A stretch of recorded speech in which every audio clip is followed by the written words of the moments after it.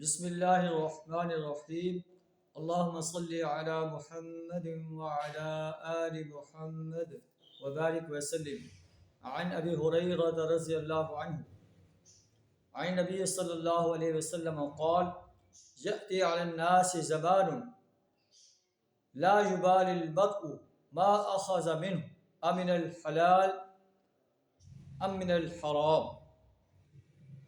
رواہ البخاری۔ حضرت ابو ہریرہ رضی اللہ تعالیٰ عنہ بیان کرتے ہیں کہ نبی صلی اللہ علیہ وسلم نے فرمایا انسانوں پر ایک زمانہ ایسا آئے گا کہ لا یبال المرء ما اخذ منہ، کہ انسان کو اس کی کچھ پرواہ نہیں ہوگی کہ امن الحلال، مال جو ہے حلال طریقے سے حاصل کیا ہے، ام من الحرام، یا حرام طریقے سے حاصل کیا ہے۔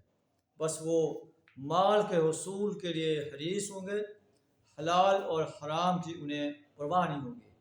یہ ایک ایسا زمانہ ہوگا جس میں جو ہے انسان حلال اور حرام کی تمیز نہیں کرے گا۔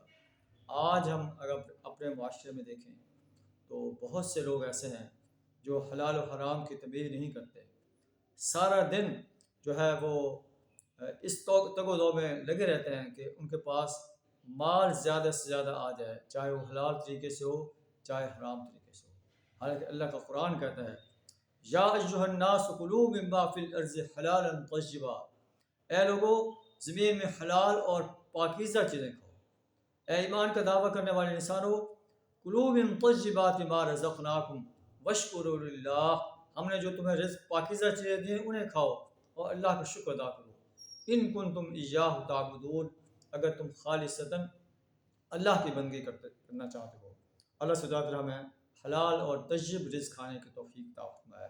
وآخر دعوانا الحمد للہ رب العالمین۔